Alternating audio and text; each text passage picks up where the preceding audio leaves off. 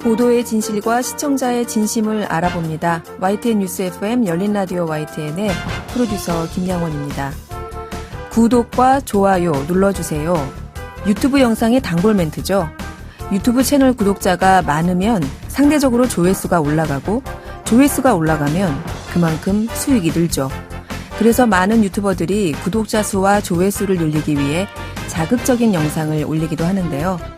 최근에는 구독자 수 1억 명을 넘긴 유튜버가 탄생했다고 합니다. 우리나라 인구의 약 2배인 1억 명의 구독자를 보유하고 있는 유튜버. 이게 어떤 의미를 담고 있는지 오늘 뉴미디어 트렌드에서 확인해 보겠습니다. 9월 8일 일요일 순서 바로 시작하죠.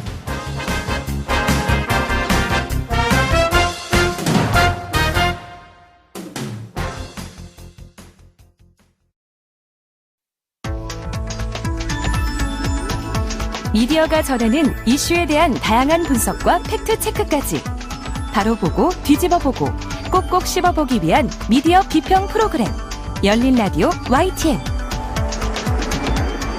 네, 오늘 뉴미디어 트렌드 함께해 주실 분, 콘텐츠를 사랑하는 분이시죠. 넥스트 엔터테인먼트 월드 뉴의 김조한 이사 나오셨습니다. 안녕하세요. 안녕하세요. 네. 유튜버 퓨디파이, 네. 예, 개인 유튜버 기준으로 구독자 수 1억 명을 넘겼다. 이런 기사가 뭐 최근에 화제가 됐는데요. 네. 이게 개인이잖아요. 어느 한 네. 사람. 개인이 1억 명을 넘겼다는 건 뭐 대한민국 인구의 2배고요. 그렇죠. 그리고 넷플릭스 유료 구독자가 1억 5천만 명인데. 아, 넷플릭스 회사 자체가 네, 1억 5천만 밖에 안 돼요. 정도 되는데 지금 개인이 어떻게 보면 미국에서도 1억 명을 가진 뭔가 이런 채널이나 이런 건 없거든요. 방송국이. 방송국조차도. 네, 방송국조차도 1억 명을 뭐 이렇게 상시 보는 채널은 없어요. 근데 어떻게 보면 매일 컨텐츠를 만들었을 때 1억 명이 다 보는 건 아니지만 네. 그 채널을 좋아한다는 사람이 1억 명이 있다는 건 굉장히 큰 의미가 있죠. 그리고 뭐 퓨디파이 외에는 네. 아직 5천만 명에 근접한 개인 채널은 아직 존재하지도 않고 있고요. 아, 그 절반인 5천만 명 구독자를 보유한 개인도 없어요. 네. 굉장히 독보적인 거네요. 그렇죠. 그래서 이 친구 외에 또 이제 1억 명을 돌파한 채널은 또 있어요. 아, 채널은 있어요. 네, T-시리즈라고 하는 T-시리즈. 예, 인도 음악 레이블인데요. 네. 간단하게 소개해드리면 원래 영화 트레일러를 제작하던 채널이었습니다. 근데 뮤직비디오를 만들고 유통하기 시작하면서 엄청난 성장을 했어요. 근데 인도다 보니까 인도 네. 인구가 워낙 또 많잖아요. 네. 그러니까 그 사람들이 또 많이 보고 그리고 지금은 아예 그냥 발리우드 뮤직이나 인디팝 대부분인데 전 세계에서 유튜브 조회수가 가장 많은 채널이기도 합니다. 네. 800억 뷰가 나왔어요. 그리고 7천만 구독자가 넘기면서 그러니까 최근에 가파르게 성장하다가 네. 퓨디파이랑 같이 한번 비슷해진 거예요. 그러면서 전 세계가 퓨디파이가 이기냐 T-시리즈냐 이기냐 하면서 구독 전쟁이 벌어졌었습니다. 누가 이기냐. 네, 그러면서 사실은 퓨디파이도 구독자가 한 2천만 명 이상 순식간에 늘었어요. 급증했군요. 네, 그러니까 이런 어떤 큰 세계 이벤트 이런 것들이 발생하면서 근데 퓨디파이 결국 이겼고요. 네. 퓨디파이가 그걸 조롱하는 뮤직비디오를 찍어가지고 굉장히 큰 논란이 되기도 했었습니다. 아, 그게 그 논란이 있었던. 네, 그리고 지금은 T-시리즈는 퓨디파이보다 훨씬 많은데 1억 1천만 정도 구독자가 되고요. 네, 그렇군요. 여기서 잠깐 또 궁금한 게 이렇게 구독자 수 1억 명을 넘기면 대체 그 연간 벌어지는 수익이 얼마나 됩니까? 근데 1억 명이 넘으면 뭐 갑자기 엄청나게 많을 것 같지만 네. 실제로 이제 조회수를 봐야 되고요. 네. 실제 평균 조회수를 보면 요즘 가장 핫한 크리에이터들이랑 거의 비슷한 수준입니다. 그래서 한 올해 예상컨대 200억에서 300억 정도. 200에서 300억이다. 놀랍습니다. 네, 놀랍고요. 우리나라에서도 혹시 이렇게 그 구독자 수가 네. 이렇게 많은 유튜브 채널은 어떤 게 있나요? 뭐 아티스트로는 블랙핑크가 한 3천만 구독자를 좀 보유하고 있고요. 네. 그다음 2위는 이제 빅히트 채널입니다. 공식 채널이고 네. 2,800만. 그리고 우리가 너무 잘 알고 있는 방탄소년단의 방탄 채널이 2,200만 정도 됩니다. 네. 그리고 SM타운, 원더K 순으로 돼 있고요. 원더K는 우리가 알고 있는 그 한국 K-팝 음악 뮤직비디오 유통 플랫폼이 채널이고요. 네. 개인으로는 뭐 최근에 엄청나게 화제가 됐죠. 보람튜브. 그러니까 토이리뷰와 브이로그를 합치면 1,800만 명 정도 되고요. 오. 그리고 1밀리언 댄스, 제이플라 뮤직 순으로 보시면 될 것 같습니다. 들어보니 주로 아이돌, K-팝 관련 채널이거나 아니면 어린이 채널. 네. 퓨디파이는 게임 아닙니까? 네, 뭐 퓨디파이 간단하게 좀 소개해드리면요. 네. 1억 명이 구독하는 퓨디파이는 이름이 되게 발음하기 힘든데요. 원래 본명은 펠릭스 아르비드 울프 셀버그라고 하는. 더 어려운데요? 네, 그러니까 이름이 되게 어렵습니다. 1989년생이고 이제 31살 됐어요. 그래서 뭐 이제 시작한 지는 거의 한 10년 정도 됐고 네. 그러니까 20대부터 시작했다고 보시면 되고요. 네. 유튜브 유명 밈으로서 게임 리뷰를 하지만 요즘은 뮤직비디오도 제작하고 있고 브이로그도 하고 뭐 다양한 콘텐츠를 제작하고 있습니다. 그러니까 게임만 하는 크리에이터라고 보기에는 어렵지만 주로 게임을 한다라고 보시면 되고 네. 자기 표현이 좀 확실하고요. 어떤 의사 뭐 놀란 표정이라든지 이런 것들이 얼굴이 그리고 말투라든가 이런 것들 개성이 넘치는군요. 개성이 넘칩니다. 그래서 명실상부한 넘버원 크리에이터인 건 사실입니다. 그런데 앞서 그 우리나라 같은 경우에 보면 주로 K-팝이나 아니면 어린이 관련 컨텐츠들이 각광을 받잖아요. 네. 이렇게 게임 관련 컨텐츠로 이런 1억 정도의 구독자 수를 확보하는 게 일반적인 아니죠? 그렇죠. 지금 이 친구를 제외하고는 뭐 저스틴 비버가 한 4,600만으로 개인 채널로는 근데 그분도 또 이제 아이돌이자 아티스트잖아요. 그쵸. 그리고 세계적인 유명한 셀레브리티고. 네. 근데도 이제 4,200만밖에 안 된다고 보면 아직은 엄청나게 괴리가 좀 크지 않나. 그러니까 굉장히 아이콘입니다. 그리고 구독자가 제일 많다는 게 계속 알려지면서 네, 방송이나 그러면서 네. 계속 그 채널이 마치 그 유튜브의 어떤 하나의 아이콘이 된 거죠. 그래서 계속 가입자가 몰릴 수밖에 없고. 네. 근데 재미없어 하는 사람들은 또 안 보고. 그러니까 채널 구독자에 비해서 조회수가 아주 많은 편은 아닙니다. 아, 그렇군요. 네. 이 퓨디파이라는 이 채널, 이 사람, 네, 참 연구 대상인 것 같고요. 네. 이번 주에는 화제의 영상 어떤 거 혹시 준비하셨나요? 네, 화제 영상으로는 지난번에 제가 워크맨을 소개해드렸죠. 네, 장성규 아나운서의 워크맨. 네, 보셨나요? 한 봤는데요. 재밌더라고요. 그리고 네. 저는 사실은 그날 방송 이전까지 워크맨을 몰랐답니다. 네. 그런데 제가 그 방송을 듣고 네. 방송을 같이 하고 나서 워크맨을 받고 주위 이제 회사의 저희 동료들, 선후배들에게 그 얘기를 했더니 저만 안 보고 있더군요. 그러니까요. 네. 근데 유튜브 구독자들이 최근에 말하는데요. 네. 꼭 봐야 될 채널이 3개가 있다고 해요. 네. 하나는 왓썸맨. 박준영의 왓썸맨. 네. 그다음에 워크맨이고요. 워크맨. 그리고 바로 이 채널입니다. 디스커버리의 맨 대 와일드 시리즈입니다. 맨 대 와일드. 네. 사람 대 야생? 네, 뭐 너무나 유명한 부죠. 베어 그리스. 네. 우리 그 김병만 씨가 만드는 정글 네, 법칙보다도 네. 오히려 더 확장판이라고 하는 이분이 더 오래전부터 하셨고 아, 그래요? 이분은 진짜 거의 목숨 걸고 콘텐츠를 찍으시잖아요. 네. 이거가 그냥 콘텐츠가 재밌다가 아니라요. 네. 이거를 새롭게 편집하면서 이제 유튜브에 유통이 되는데 네. 그게 엄청난 인기를 끌기 시작했어요. 뭐 그냥 방송 콘텐츠가 과연 유튜브에서 인기를 끌까? 물론 방송 콘텐츠는 유튜브에서 인기를 끌기도 합니다. 네. 하지만 뭐 MCN 제작사인 샌드박스가 이 디스커버리 채널의 편집을 직접 담당하면서 어떻게 보면 소위 말하는 병맛 콘텐츠로 만들고 있어요. 그러면서 사람들이 반응들이 너무 웃긴데요. 네. 저 댓글을 좀 몇 개 갖고 왔는데 나는 네. 이게 진짜 디스커버리 공식 채널이라는 게 믿어지지 않는다. 이렇게 들어가 있고 그냥 무조건 구독이다. 왓썸맨, 워크맨, 여기 뭐 이렇게 있고 초심 좀 잃었으면 좋겠다. 왜 이렇게 재밌냐.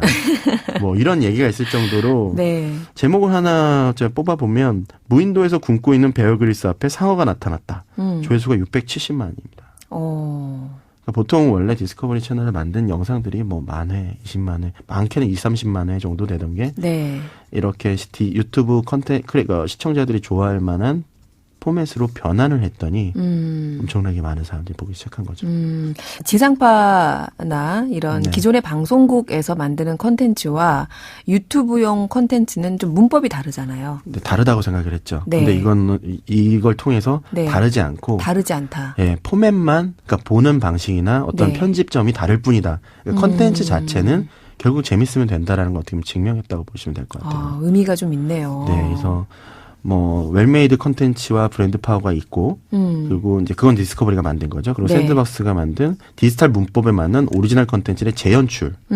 이게 목표를 어떻게 보면 이제 시너지를 만들면서요. 네. 그러니까 유튜브 플랫폼에서 디스커버리 채널 코리아의 브랜드를 확립했다라는 큰 공동의 목표를 달성했다고 지금 얘기를 하고 있고 이제 이런 부분들을 벌써 이제 다양하게 뭐 PR 문서라든가 이런 것도 나오고 있더라고요. 네. 그래서 최근에 MBC 같은 경우도 5분 순삭이라는 네. 컨텐츠가 있고요. 5분? 순삭. 5분 순삭. 예전에 시트콤들을 5분으로 재편집한 컨텐츠들입니다. 그다음에 KBS의 케미TV라든지 네. 그다음에 뭐 JTBC 보야지 뭐 이런 컨텐츠들 이런 채널들이 나오면서 기존 컨텐츠를 짧게 만드는 것들이 나오고 있는데 네. 실제로 크리에이터들한테는 조금 위협적인 게 되죠. 왜냐하면 그렇죠. 이미 인지도가 높은 컨텐츠를 유튜브에서 보기 재밌게 만들어 버리니까 네. 그런 것 때문에 사실 조회수들도 많이 좀 분산되기 시작했습니다. 네. 물론 정치 컨텐츠도 많지만요. 네.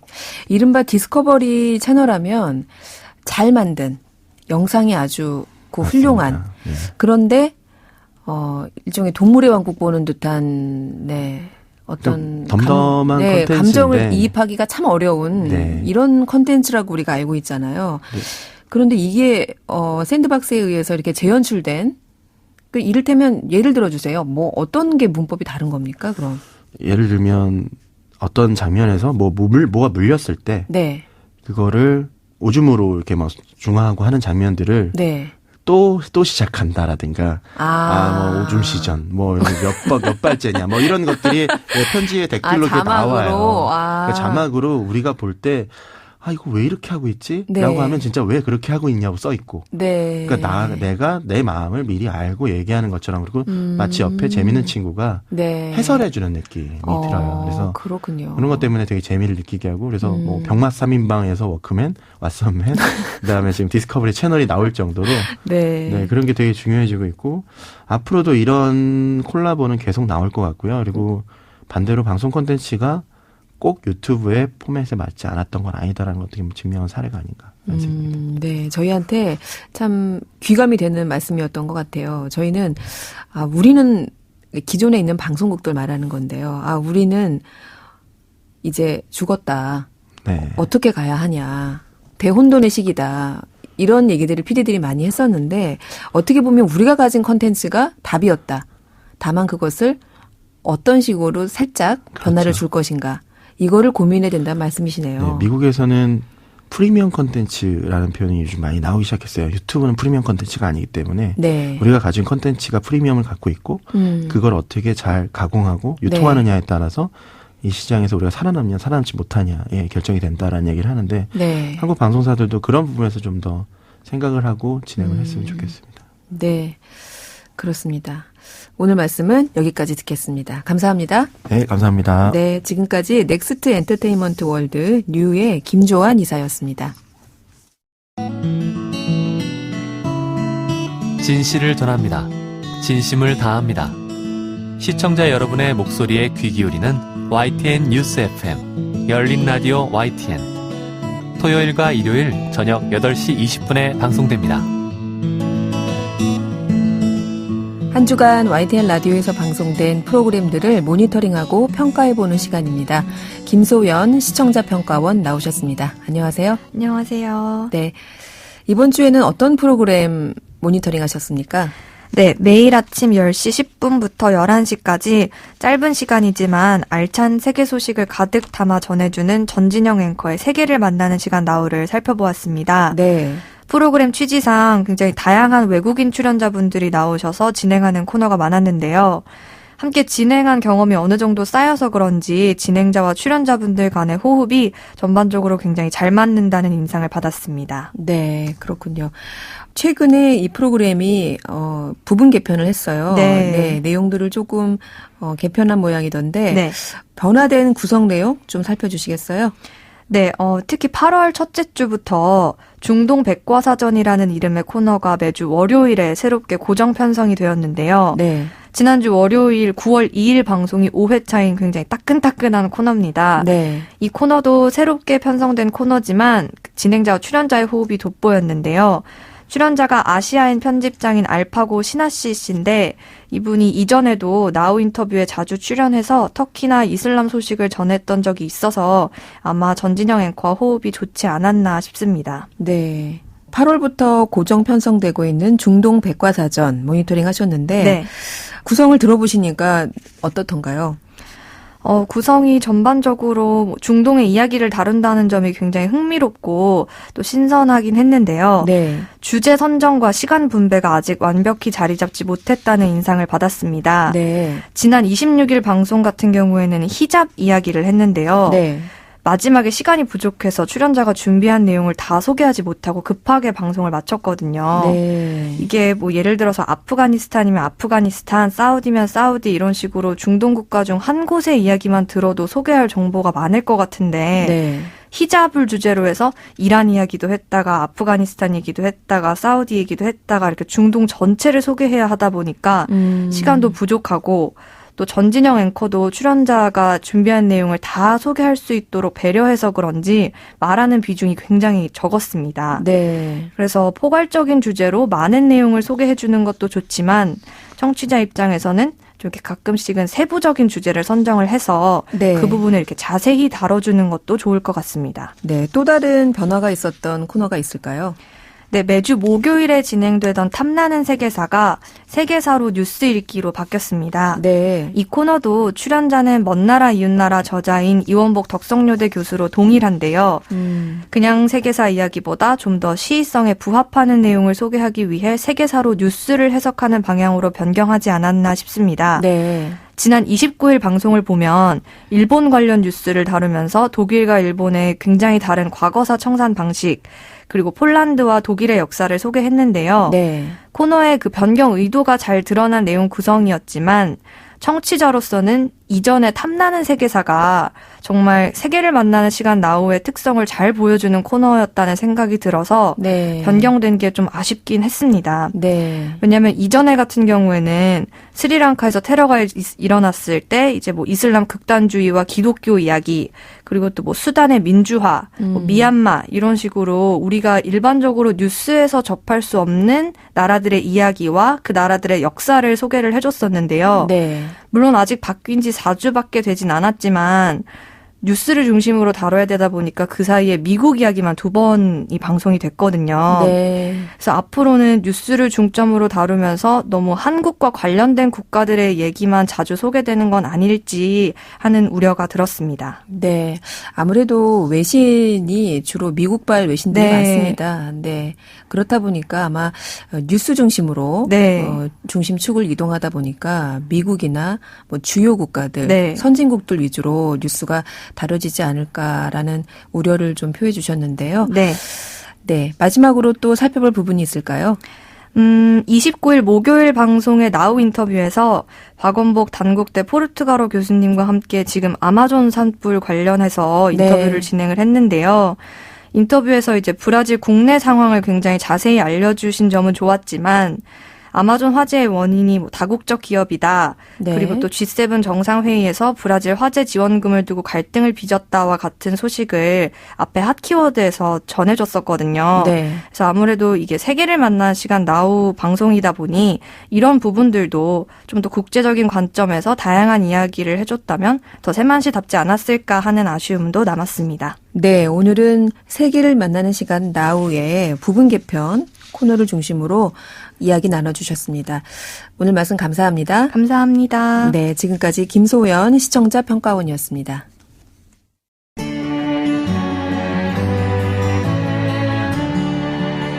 더불어 사는 세상, 함께 살아가기 위한 공동체의 가치와 나눔의 의미를 생각해봅니다. 열린 라디오 YTN. 이틀 뒤인 9월 10일이 세계 자살 예방의 날이라고 하네요. 저희 프로그램에서는 연속으로 마련하고 있습니다. 자살공화국이라는 우리 사회 현실을 짚어보고 자살을 예방할 수 있는 대안을 찾아보고 있는데요. 오늘은 세계 자살 예방의 날을 맞아서 이 얘기 나눠보도록 하겠습니다.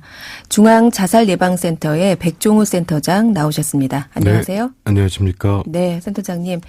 9월 10일이 세계 자살 예방의 날이라고 합니다. 세계 자살 예방의 날. 우선 좀 설명을 좀 해주시겠어요? 네, 이게 세계보건기구 WHO와 네. 그 국제자살예방협회가 이제 자살 예방의 가치를 공동의 노력으로 가져가기 위해서 2003년 9월 10일을 네. 세계 자살 예방의 날로 제정을 하고 네. 여태까지 이어져 오고 있고요. 저희도 우리나라에서도 2011년 자살 예방법을 제정하면서 네. 그때 이제 같은 날을 자살 예방의 날로 정해서 현재까지 이르게 됐습니다. 네, 우리나라의 경우에는 올해가 그러면 9번째가 되네요. 네, 맞습니다. 네, 그렇군요. 올해 자살 예방의 날 행사에 뭔가 특별한 게 좀 있을까요? 올해의 제일 뜻깊은 것 중에 하나는 그동안에 특히 언론이 의도와 달리 이제 자살에 영향을 미칠 수 있는 것에 대해서 보도 가이드라인들은 3.0까지 개정이 되었었는데요. 이번에 네. 처음으로 그 방송작가협회와 여러 민간 전문가들이 함께 참여해서 네. 영상에 대한 자살 예방 가이드라인을 이번에 발표하게 됐습니다. 네.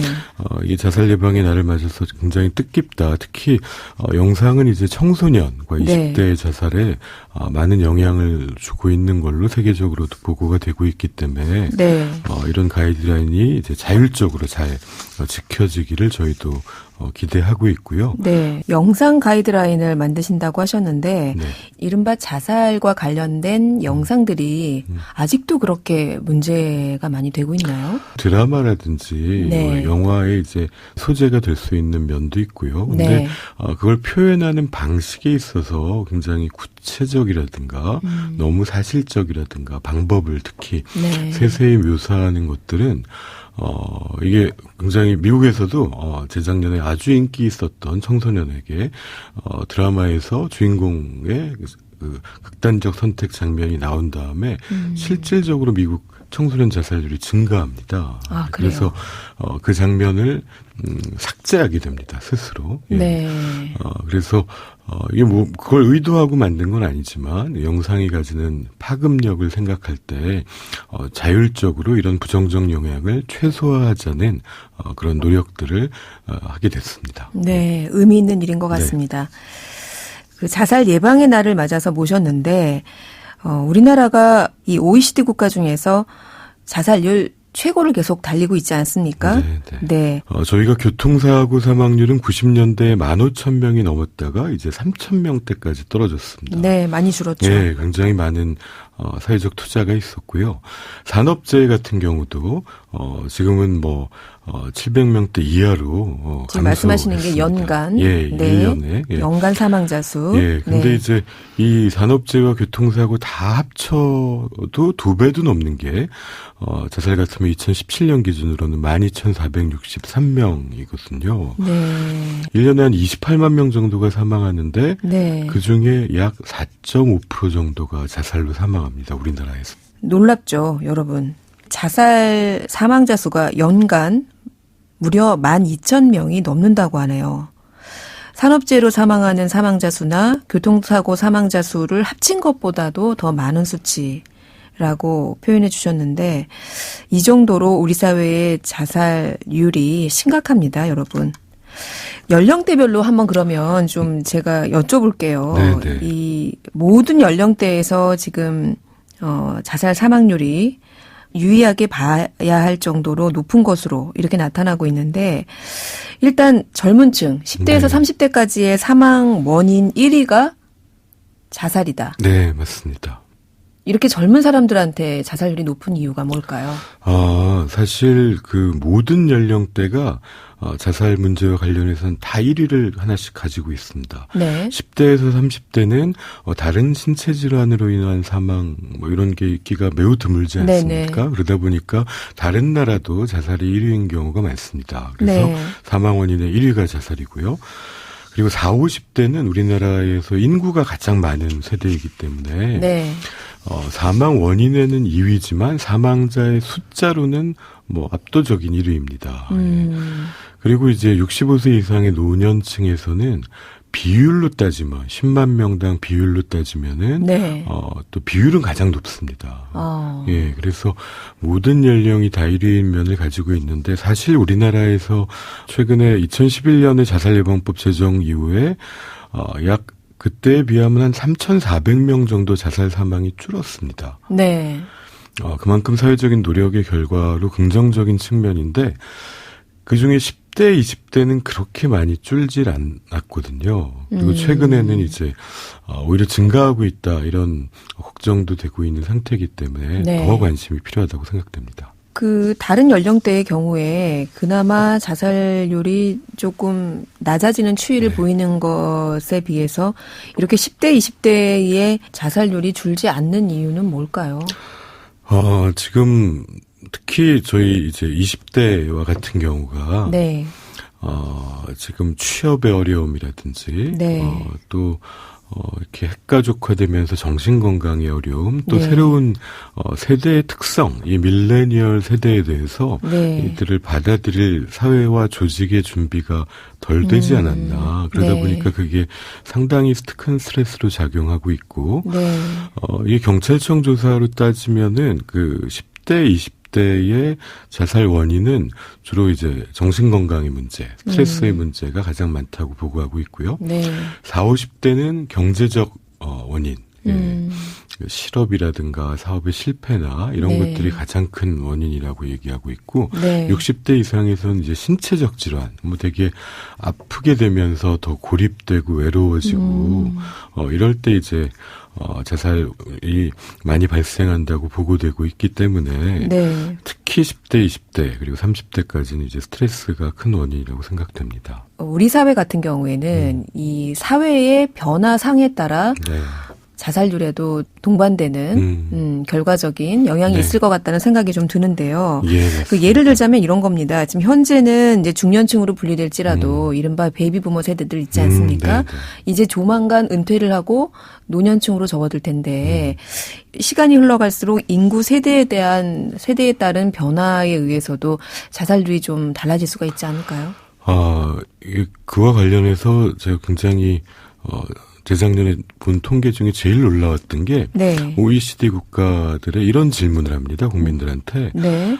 당신이 어떤 위기에 빠졌을 때 당신을 도울 사람이 있느냐, 네. 몇 명이나 있느냐 이걸 물어봤거든요. 네. 그 질문에서 대한민국이 꼴등을 했습니다. 예, 그러면 그게 자살률이 높은 거와 뭐 연관이 있을 수밖에 없다고 생각되는데요.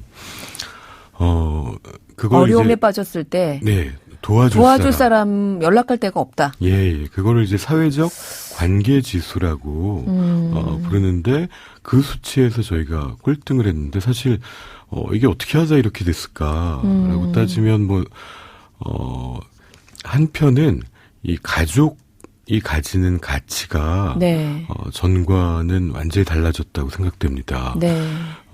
예를 들어서 우리나라에서 부모를 누가 부양해야 되냐는 질문에 네. 1990년대 후반에는 95%가 당연히 자식이 내가 부양해야 된다 이렇게 대답했거든요. 네. 근데 지금은 그 대답을 그렇게 하는 분은 30%가 안 됩니다.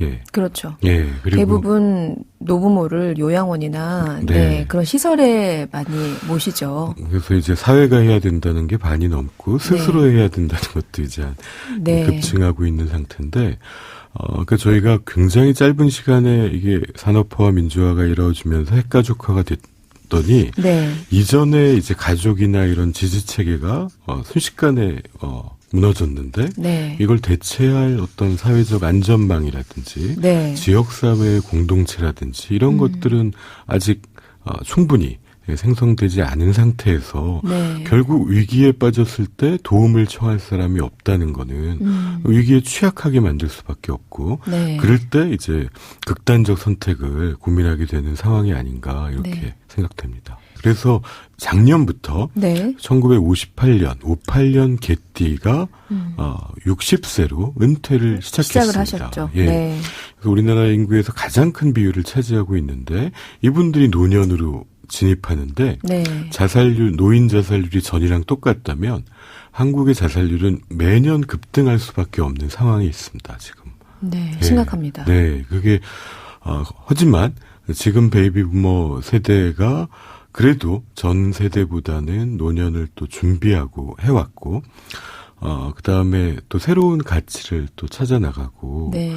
좀 더 우리가 좋은 환경을 만들어 나간다면 자살률이 줄고, 그건 전 세대에 영향을 줄 수 있을 거라고 생각됩니다. 네. 출생연도 58년부터 70년대 초반생들까지 이른바 베이비 부머 세대들의 고령화에 따라서 대한민국 자살률의 향방이 진짜 과연 이렇게 어둡게 갈 것인가 이런 우려를 제가 여쭤봤는데 우리 센터장님께서는 그렇지 않을 수도 있다. 이 세대들이 준비하면 또 사회가 같이 함께 동참하면 자살률이 높아지지 않을 수도 있다. 네. 오히려 더 건전한 방법으로 건강하게 극복할 수 있다. 이런 말씀을 해주셨어요.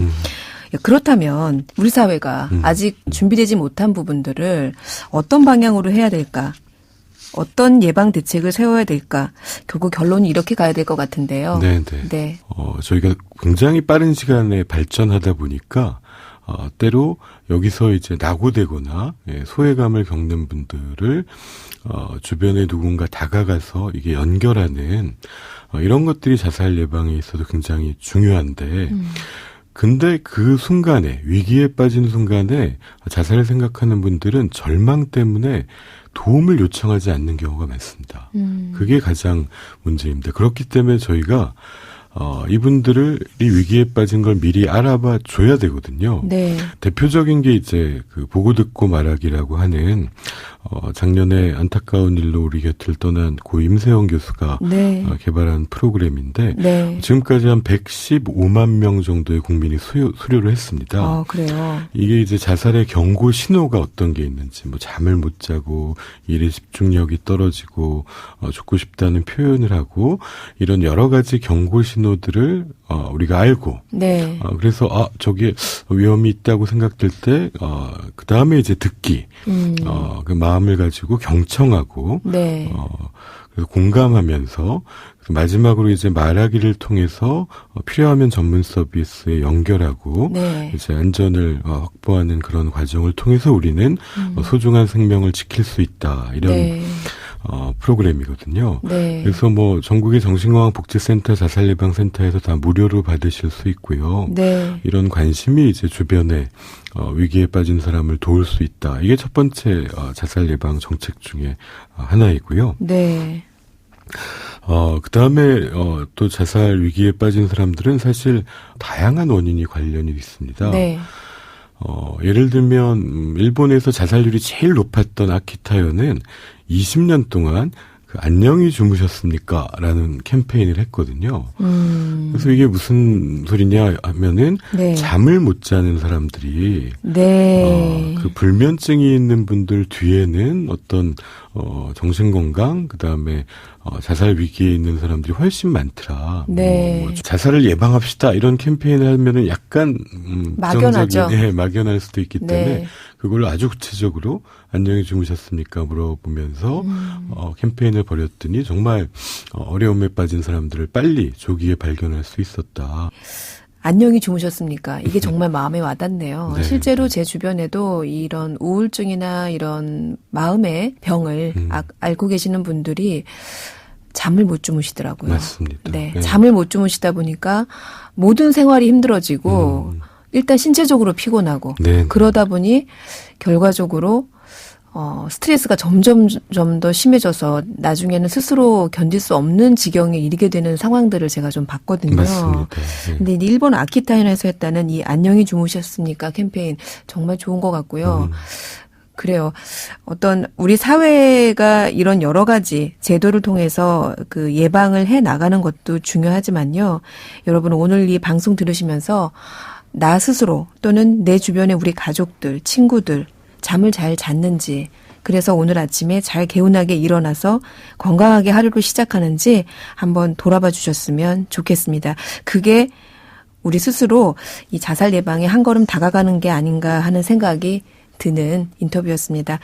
오늘 말씀 고맙습니다, 센터장님. 네, 감사합니다. 지금까지 중앙자살예방센터의 백종우 센터장이었습니다. 열린 라디오 YTN 9월 8일 일요일 순서는 이제 마칠 시간입니다. 저희 프로그램은 YTN 라디오 홈페이지와 YTN 라디오 애플리케이션 ES 그리고 팟빵과 팟캐스트를 통해서도 다시 들으실 수 있습니다. 오늘 끝곡으로 노라 존스의 Come Away With Me 준비했고요. 저는 다음 주 토요일 저녁 8시 20분에 다시 돌아오겠습니다. 지금까지 김양원이었습니다. 고맙습니다.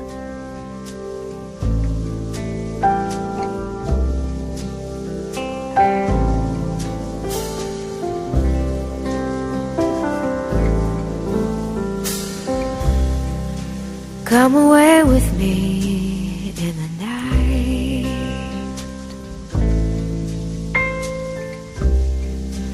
Come away with me and I will